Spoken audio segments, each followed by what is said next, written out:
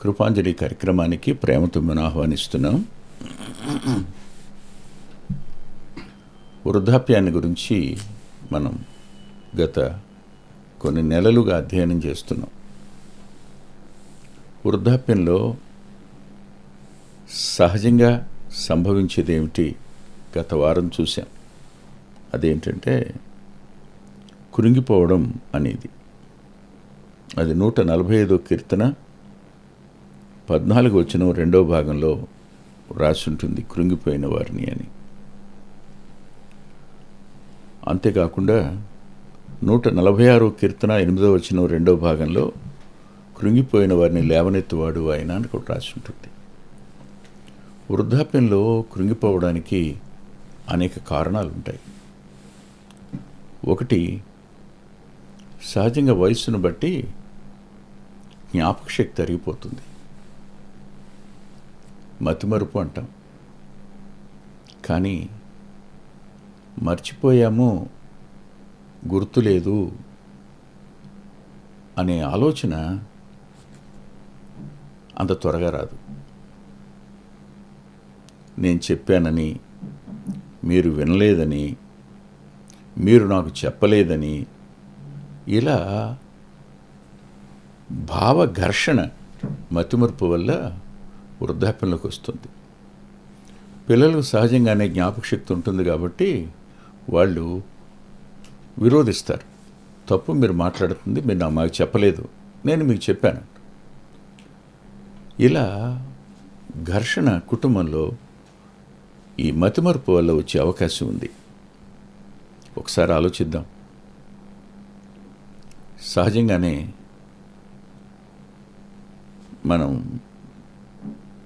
నేను డబ్బులు ఇచ్చాను నీకు, నువ్వు ఇవ్వలేదంటావేంటి అని మీరు పిల్లాడితో అన్నారనుకోండి. నువ్వు నాకు ఇవ్వలేదు నాన్న అంటాడు. నేను ఇచ్చాను, నువ్వు తీసుకున్నావు, నా జ్ఞాపకం ఉంది అంటావు. ఊరికి నేను ఉదాహరణ చెప్తున్నాను. గదిలోకి వస్తావు, చాలా బాధపడతావు, ఎందుకు పిల్లలు ఇలా అబద్ధాలు ఆడుతున్నారని. కానీ నీవు నీ దగ్గర ఉండవలసిన డబ్బులు ఎంత ఒకసారి ఆలోచన చేస్తే 3,000 ఉండాలి. బ్యాగ్లో చూసావు లేవు, పర్సులో చూసావు లేవు, ఖచ్చితంగా ఇచ్చేసానని నిర్ణయానికి వచ్చావు. కానీ కొద్దిసేపటికి ఉతకడానికి ప్యాంటు షర్ట్ తీసుకుని వెళ్ళడానికి వచ్చారు. అప్పుడు అవి తీస్తున్నప్పుడు అందులో 3,000 కనపడ్డాయి నీకు. ఇప్పుడు నీకేమర్థమవుతుంది? ఏమర్థమవుతుంది? పొరపడ్డానని కాదు, తొందరపడ్డానని కాదు, మర్చిపోయానన్నమాట. ఇది పిల్లల దగ్గర ఒప్పుకుంటే మనం తక్కువైపోతామనే భావం వచ్చేస్తుంది. మనసులోనేమో కృంగిపోతాం, యథార్థతను అంగీకరించడానికేమో మనసు ఉండదు. ఇది కూడా వృద్ధాప్యం కృంగిపోవడానికి గల కారణం. దేవుని దగ్గర పశ్చాత్తాపడవచ్చు, కానీ అంతరంగం మనస్సాక్ష్యం దోషారోపణ చేస్తూనే ఉంటుంది. ఇది ఆలోచించండి ఒకసారి. అంతేకాకుండా వృద్ధాప్యం వల్ల మరో మాట కూడా నేను మీతో చెప్పాలి. అదేమిటంటే, మన మాట మంచిదని, మన సలహా శ్రేష్టమైందని, మన మాటను ఎవరు ధిక్కరించకూడదని, మనం చెప్పినట్టే ఇల్లంతా నడవాలని మనం కోరుకుంటాం. ఇంటికి పెద్దవాళ్ళం కదా, మన మాట అనే దాని మీద ఎక్కువ మనం బేస్ అయి ఉంటాం. వాళ్ళు లాభ నష్టాలు బేరీజులు వేసుకుంటారు.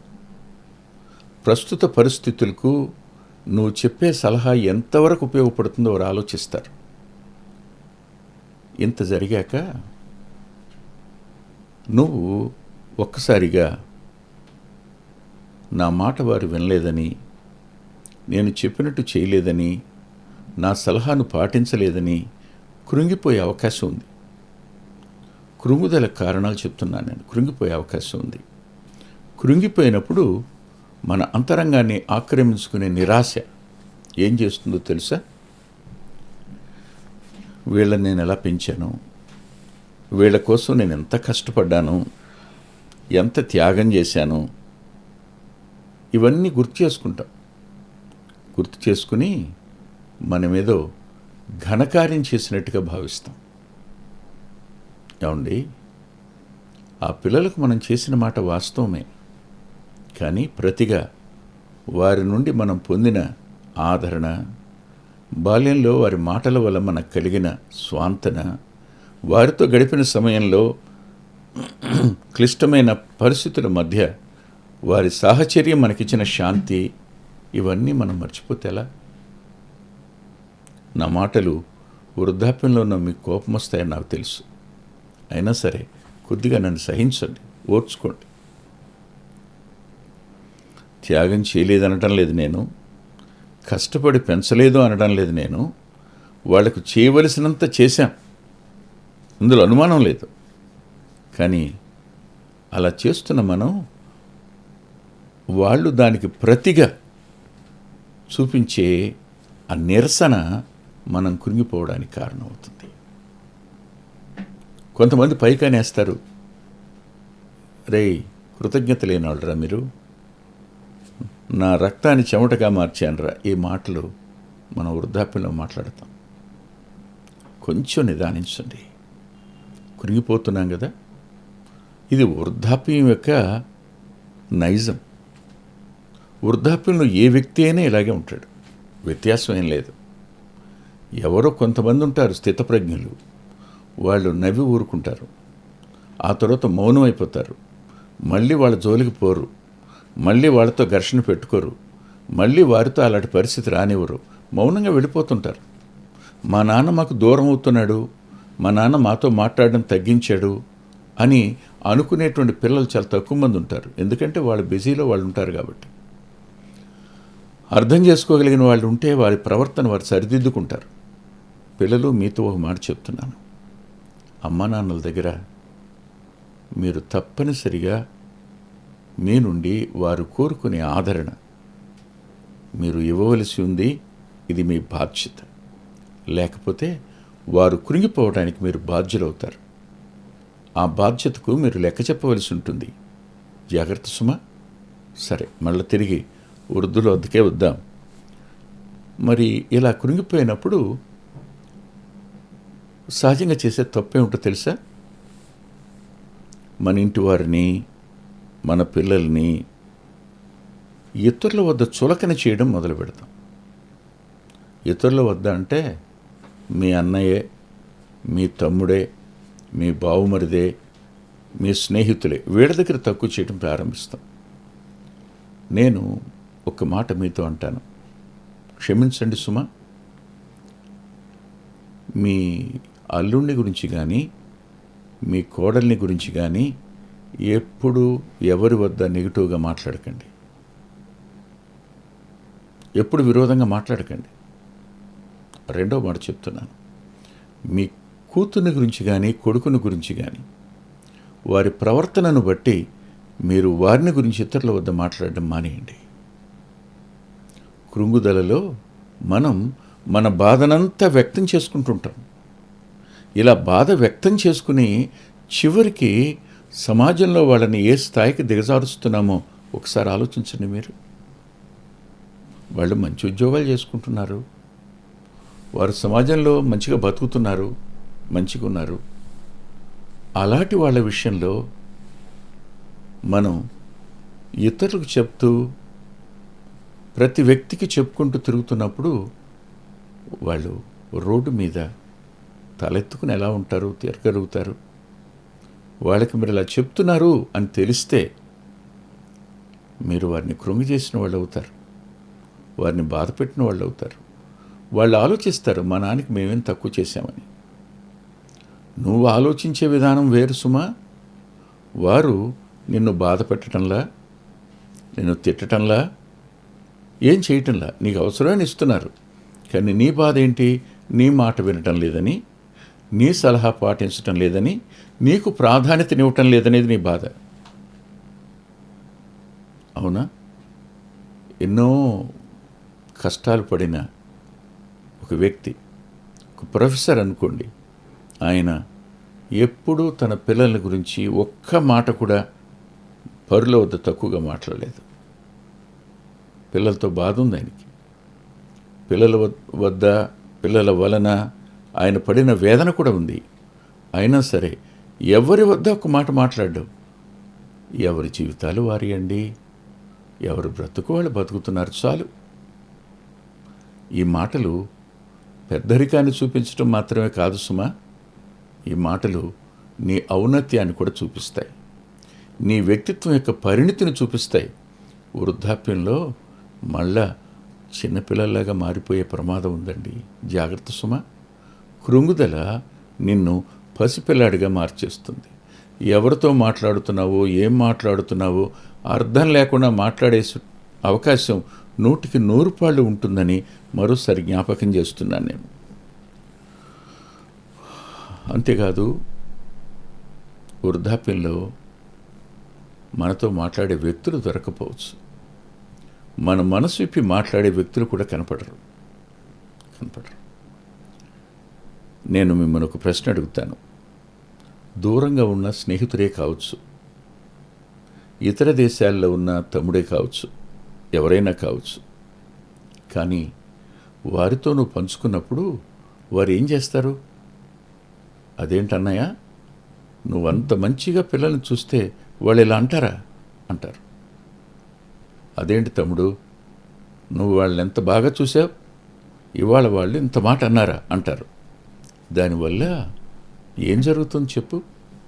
కలహం పెరుగుతుంది, దుఃఖం పెరుగుతుంది, బాధ పెరుగుతుంది, నీ కృంగుదల పెరుగుతుంది. అంతవరకే కదా. సామెతల గ్రంథంలో 26వ అధ్యాయంలో 20వ వచనంలో ఇలా రాసింది, కట్టెలు లేని ఎడల అగ్ని ఆరిపోవును అని. కట్టెలు లేని ఎడల అగ్ని ఆరిపోవును. ఇలా మాట్లాడడం అనేది ఎండు కట్టెల్ని, భగభగా మండగలిగిన కట్టెల్ని చేర్చుకోవడం లాంటిది కాదని మీరు చెప్పండి. నీ పిల్లల్ని గురించి నీ దగ్గర తక్కువగా మాట్లాడడం అనేది నీకు, నీ పరువుకు, నీ వ్యక్తిత్వానికి, నీ మర్యాదకు భంగమని ఒకసారి ఆలోచించండి. ఈ మాటలు నేను బాధతోనే చెప్తున్నాను. ఈ మాటల వల్ల మీకు కష్టమే వస్తుందని నాకు తెలుసు. ఇదే లేఖనంలో అంటాడు, కట్టెల గురించి మాట్లాడినవాడు కొండెకాడు లేని ఎడల జగడము చల్లారును అని. కట్టెలు జగడాన్ని పెంచే సాధనాలు ఆ సందర్భంలో చెప్పబడ్డాయి. ఉదాహరణకి ఇలా, ఇంటికి వచ్చావు, నీ భార్య ఉంది, పిల్లాడి మీద చాలా కోపంతో నువ్వు మాట్లాడుతున్నావు. ఆమె ప్రక్కకు వచ్చి, ఏమండి మీరు ఇంత మాట్లాడుతున్నారు కానీ తను ఉద్యోగం నుంచి వచ్చాడు, ఏ ఒత్తిడిలో ఉన్నారో మీరు ఆలోచించారా? తను ఎలాంటి ఫైనాన్షియల్ ప్రాబ్లమ్స్లో ఉన్నాడేమో, ఆఫీసర్స్ నుంచి ఏదైనా ఒత్తిడి ఉందేమో, లేదు కుటుంబంలో ఏదైనా కష్టంలో ఉన్నాడేమో. మనం ఇంట్లో ఉంటున్నామండి, అతను బయటకు వెళ్ళి వస్తున్నాడు, మనం అపార్థం చేసుకోవడం న్యాయమేనా చెప్పు? మన కొడుకు చెడ్డవాడని మీరు అంటారా అని గనుక భార్య చెప్పిందనుకోండి, అప్పుడు ఏమవుతుంది? మీ కోపం చల్లారిపోదా? మీ అంతరంగం మృదువుగా మారదా? మళ్ళా తిరిగి కొడుకు గురించి ఆలోచించడం ఆరంభించరా? ఖచ్చితంగా ఆరంభిస్తారు కదా. కృంగుదలలో మీరు ఇతరులతో పంచుకుని వారి వద్ద నుండి మీరు తెచ్చుకునేటువంటి మాటలు కానీ సలహాలు కానీ అవి అగ్నిని రాజబెట్టేవిగా ఉంటాయే తప్ప అగ్నిని చల్లార్చేవిగా ఉండవని నేను మరోసారి మీకు మనవి చేస్తున్నాను. మరో మాట కూడా చూద్దాం. మరి ఇప్పుడు నన్ను అడుగుతారు,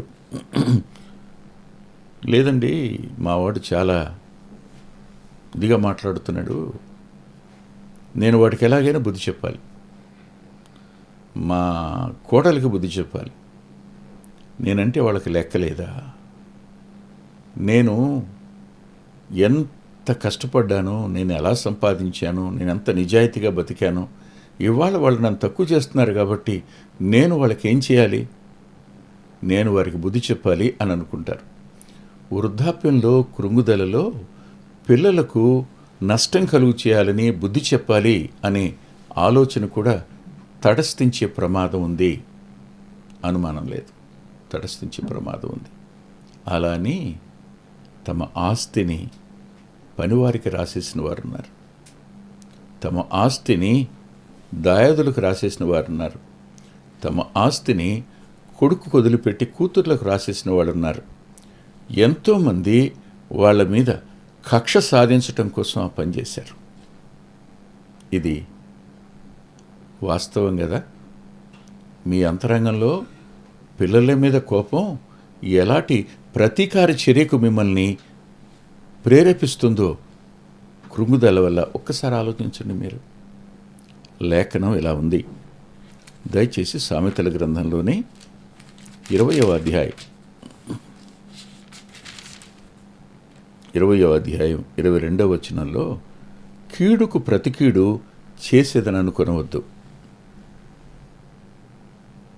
వాళ్ళు నీకు కీడు చేస్తున్నారు అనే భావం నీకుంది, వాళ్ళు నీకు బాధ కలుగు చేస్తున్నారు అనే నొప్పి నీకుంది, వాళ్ళు నిన్ను పట్టించుకోవడం లేదు, తిరస్కరిస్తున్నారని నీకు అర్థమవుతుంది. అలాంటప్పుడు వాళ్ళని అలా వదిలిపెట్టేయకూడదండి కదూ. కాబట్టి వాళ్ళకి ఏదైనా చేయాలి, రైట్. లేఖనం ఇలా అన్నాడు, కీడుకు ప్రతి కీడు చేసేదను అనుకొనవద్దు, యెహోవా కొరకు కనిపెట్టుకునుము, ఆయన నేను రక్షించును.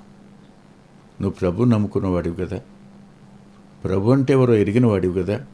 నువ్వు చేయవలసిన పని ఏమిటి? వారికి నష్టం చేస్తావా? వారు జీవితకాలం మా నాన్న మమ్మల్ని అన్యాయం చేశాడని చెప్పుకోవడానికి కారణం అవుతావా? అలా ఇప్పుడు చేయకండి.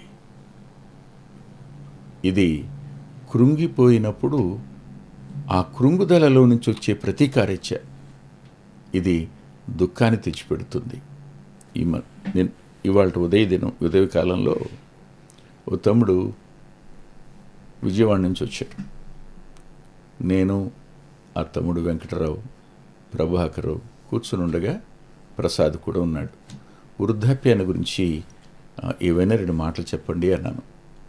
అప్పుడు ఆ తమ్ముడు ఇలా అన్నాడు, అన్నయ్య ఇది దానికి సంబంధించింది కాదు, కానీ నేను విన్నాను. రియల్ ఎస్టేట్ ప్రోగ్రాంకి వెళ్ళాను, ఒక ఆయన ఇలా డెమో ఇస్తున్నాడు, ఆయన చెప్తున్నాడు, చెబుతూ ఓ పెద్ద ట్యాంక్ ఉంది, వాటర్ ట్యాంకు, అది చాలా ఎత్తైంది, చాలా పెద్దది, దాని నుండి ఓ 4 చిన్న ట్యాంకులకు నీరు సరఫరా అవుతూ ఉంటుంది.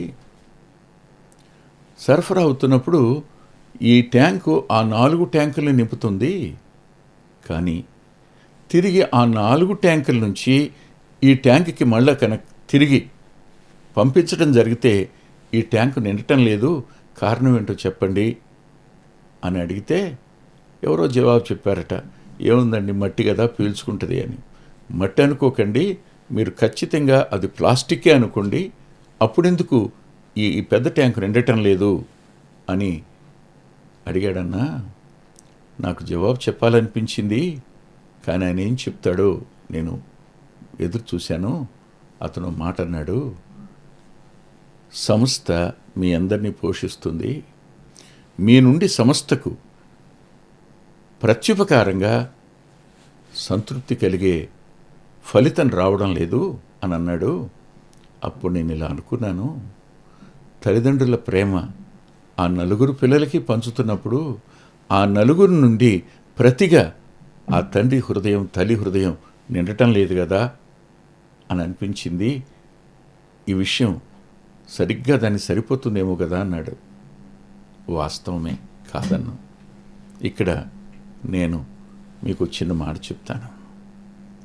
మీరు పెద్ద ట్యాంకు, మీ కూతురు మీ కొడుకులు చిన్న ట్యాంకులు అయితే వాళ్ళ దగ్గర నుంచి మరో చిన్న ట్యాంక్ సరఫరా అవుతుంది. వాళ్ళ ప్రేమ వాళ్ళ పిల్లలకి వెళ్తుంది. ఇప్పుడు నీ ప్రేమ నీ బిడ్డలకి వెళ్ళినట్టు వాళ్ళ ప్రేమ వాళ్ళ బిడ్డల మీదకి వెళుతుంది. వాళ్ళ బిడ్డల కంటే నిన్ను ఎక్కువ ప్రేమించాలి అనుకోవడం, మీరు ఆలోచించండి, స్వార్థం కదా, స్వార్థం కదా. నేను సాహసించి ఒక మాట అంటాను, క్షమిస్తారుగా నన్ను. మీరిప్పుడు మీ కొడుకు కంటే మీ మనవణ్ణి ఎక్కువ ప్రేమించడంలా? మీ బిడ్డల కంటే మీ మనవరాళ్ళని ఎక్కువ ప్రేమించటంలా? అందుకనే కదా పెద్దలు అసలు కంటే వడ్డీ ముద్దు అన్నమాట. అందుకదా పెద్దలు ముందొచ్చిన చెవుల కంటే వెనకొచ్చిన కొమ్ములు వాడి అన్నది. వాస్తవానికి వారు మనుషులే, మనము మనుషులమే. అప్పుడు ఆ తమ్ముడు నన్ను అడిగాడు, మరి ఇలా జరుగుతున్నప్పుడు మనం ఏం చేయాలన్నయ్య? మనకు అలాంటి ప్రేమ లభించినప్పుడు మనం ఏం చేయాలి అని అడిగాడు. అప్పుడు నేను 2 మాటలు చెప్పాను. తమ్ముడు, మనల్ని మనం పరిశీలన చేసుకోవాలి. మన నుండి మన అమ్మా నాన్నలకు అదే అందిందా? అందచేయగలిగామా? లేదంటే మనం విత్తిందే మనం కోసుకుంటున్నామని కదా అర్థం. ఒకవేళ మనం అంత మంచిగా చూసిన వాళ్ళు మనకు అలాంటి ప్రత్యుపకారం కానీ ప్రతిస్పందన కానీ వాళ్ళు చేయకపోతే మనకది పరీక్ష. మనం వాళ్ళ మీద ఆధారపడతామా, దేవుని మీద ఆధారపడతామా? ఇది విశ్వాసిక పరీక్ష కాదా? ఖచ్చితంగా ఓ మాట చూడండి, సామెతల గ్రంథంలోనే 29వ అధ్యాయంలో 25వ వచనం, 29వ అధ్యాయం 25వ వచనం 2వ భాగం, యెహోవా యందు నమ్మిక ఉంచువాడు సురక్షితముగా ఉండును అన్నమాట. ఇక్కడ ఎవరితో చెప్పుకోవాలి, ఎవరు లేరు కదా అని అనుకోకండి. నీకోసం ప్రాణం పెట్టి మన పాపాల కోసమే తన రక్తం చిందించి సమాధి చేయబడి 3వ దినాన తిరిగి లేచిన ప్రియరక్షకుడు అన్నాడు, ఇదిగో సదాకాలం నేను మీతో కూడా ఉన్నాను అన్నాడు. పిల్లలు లేరు, వెళ్ళిపోయారని, వారి సంతానం మన దగ్గర లేదని కృంగిపోనక్కర్లేదు. దేవుడు ఉంటాడు, పునరుద్ధానుడైన ఆయన మనల్ని ఎన్నడూ విడిచిపెట్టడు. ఓ తల్లి కంటే, ఓ కొడుకు కంటే, ఓ అమ్మ కంటే, ఓ కుమార్తె కంటే, ఈ భూమి మీద ఉన్న ఏ బంధుత్వం కంటే శ్రేష్టమైన ఆత్మబంధువు ఆయన. మనల్ని విడిపించినవాడు, ఆదరించేవాడు, ముదిమి వచ్చు వరకు ఎత్తుకుని మోస్తానని చెప్పి వాగ్దానం చేసినవాడు, మాట ఇచ్చినవాడు, నమ్మదగినవాడు. ఆయన మాట తప్పడానికి సామాన్యమైన మానవుడు కాడు, ఆయన దేవుడు. ఆయన మీద ఆధారపడదాం, కృతజ్ఞత చెల్లిద్దాం, నమ్మకంగా కృంగుదలలో దేవుని మీద ఆనుకుందాం. అట్టి కృప ప్రభు ప్రియులైన మీ అందరికీ అనుగ్రహించునుగాక. తల్ల వంచి ప్రార్థన చేసుకుందాం. ప్రేమగల మా ప్రియ తండ్రి, పరిశుద్ధుడైన గొప్ప దేవ, కొద్ది మాటలు చెప్పడానికి సాయం చేశారు, కానీ ఈ మాటలు కొద్దిమందికి గాయాన్ని కలుగు చేస్తుంటాయి. దయచేసి నీ దాసుని క్షమించు. స్నేహితుడు మేలు కోరి గాయం చేస్తాడన్న మాట మేర వారు దాన్ని సహృదయంతో స్వీకరించడానికి కృప చూపించండి. చాలినంతటి మీ సన్నిధి వారి అంతరంగాలకిచ్చి మీతో తమ ఒంటరితనాన్ని ఏకాంతంగా మార్చుకునే కృపను వారికి ఇమ్మని మీ కృపాహస్తాలకి వింటున్న మా ప్రియులందరినీ అప్పగించుకుంటూ యేసుక్రీస్తు ప్రభు వారి పేరిట ప్రార్థిస్తున్నాం తండ్రి. ఆమేన్, ఆమేన్. ప్రభు చిత్తమైతే వచ్చే వారం కలుసుకుందాం. దేవుడు మిమ్మల్ని దీవించునుగాక. అద్భుతమైన పుస్తకాలు అందుబాటులో ఉన్నాయి. అందులో అంత్యోక్ మినిస్ట్రీస్ నుంచి ప్రచురితమైన మీ ఆత్మీయ క్షేమానికి మేలు కలుగు చేసే పుస్తకాలు, మీ ఆత్మలను దేవుని కొరకై ఉజ్జీవింపచేసే పుస్తకాలు, ప్రభువులాగా జీవించడానికి ప్రేరేపించే పుస్తకాలను దైవాత్మ సహాయంతో రాయటం జరిగింది. పిల్లల కొరకై చిత్రీకరించబడిన 5 DVDలు అందుబాటులో ఉన్నాయి. ప్రతి DVD పిల్లలను దేవుని కొరకు ఎంతగానో విశ్వాసాన్ని పెంపొందింపజేసేవిగాను, ఆసక్తిని కలిగించేవిగాను, ఆత్మలో ప్రభువుని హత్తుకునేట్టు చేసేవిగాను ఉన్నాయి. ఈ మధ్యన వెలువడినటువంటి ఆ DVD సాధనం. అది మీ పిల్లలకు ఎంతైనా మేలు చేస్తుంది. ఆ పాటలను మీరు చూస్తున్నారు. వాటన్నిటినీ మీరు పొంది ఆత్మీయంగా మేలు పొందాలని ఒక దైవ సేవకునిగా మీకు మనవి చేస్తున్నాను. 6వ పిల్లల DVD సమయం అందుబాటులో ఉంది. 5 చూసిన వారు 6వది కూడా మీ పిల్లలకు చూపించి మీరు చూచి అంతరంగంలో దేవుని స్తుతిస్తారని నమ్ముతున్నాను. తప్పకుండా ఈ DVDలు తీసుకోండి. 2018వ సంవత్సరం తెలుగు VBS DVD దాహం. పిల్లల ఆత్మీయ క్షేమం కోసం 10 పాటలతో దృశ్యరూపకంగా దీన్ని తయారు చేయడం జరిగింది. తప్పనిసరిగా ఈ DVD తీసుకోండి. పిల్లలకు వీటిని పరిచయం చేయండి. ఈ పాటలు మీ పిల్లలకు నేర్పండి. మీ సండే స్కూల్లో ఈ పాటలు నేర్పడం మర్చిపోకండి. నూతనంగా వచ్చిన పిల్లల DVD ఐక్యత అనే టైటిల్ పెడదామనుకున్నాం, కానీ కలిసి ఉందాం అనేటువంటి టైటిల్ని పెట్టడం జరిగింది. కలిసి ఉందాం, అది పిల్లలకు ఎంతో ప్రయోజనకరమైన DVD. దానిని మీరు పొంది మీ పిల్లల ఆత్మీయ క్షేమాన్ని ఖచ్చితంగా చూస్తారని నేను నమ్ముతున్నాను. ఆ DVDని మీరు సంప్రదించి పొందవచ్చు. గత 30 సంవత్సరాలుగా, ఇది 31వ సంవత్సరం, క్రీస్తు సువార్త పత్రిక అనేక మంది ఆత్మీయ ఆకలిని తీరుస్తున్నటువంటి మాసపత్రిక. ఈ పత్రికను మీరు పొంది మీ ఆత్మీయ జీవితాలకు మేలు కలుగు చేసుకుంటారని హృదయపూర్వకంగా మీకు సిఫార్సు చేస్తున్నాను. గత 2 సంవత్సరాలుగా పిల్లల ఆత్మీయ క్షేమం కోసం సచిత్ర ద్విమాస పత్రిక నెలవంక వెలువడుతోంది. అనేక మంది పిల్లలు ఆత్మీయంగా మేము మేలు పొందామని వారి ఉత్తరాల ద్వారాను వ్యక్తిగతంగా కలుసుకున్నప్పుడు సాక్ష్యం చెబుతున్నారు. మీరు కూడా మీ పిల్లల కోసం నెలవంక పత్రికను మీరు పొందొచ్చు. అందుకొరకై ఈ క్రింద ఇవ్వబడినటువంటి ఫోన్ నెంబర్ని మీరు సంప్రదించండి. ప్రభు యేసు నీకే ఈ కృపాంజలి, ప్రభు యేసు నీకే ఈ కృపాంజలి. వీచే గాలి, కూసే పక్షి, ఊగే కుంభ, వెలిగే తారా,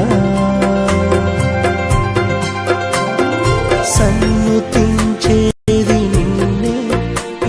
మా చిరునామా కృపాంజలి, బ్రదర్ పిల్లా వెంకటరత్నం, రామచంద్రపురం రోడ్, గుడివాడ, కృష్ణా జిల్లా, Andhra Pradesh. Our address: Krupanjali, brother Pilla Venkataratnam, Ramachandrapuram road, Gudivada, Krishna district, Andhra Pradesh. Phone number 9490504299 9490504299. రాలేవుగా కురిసే మంచు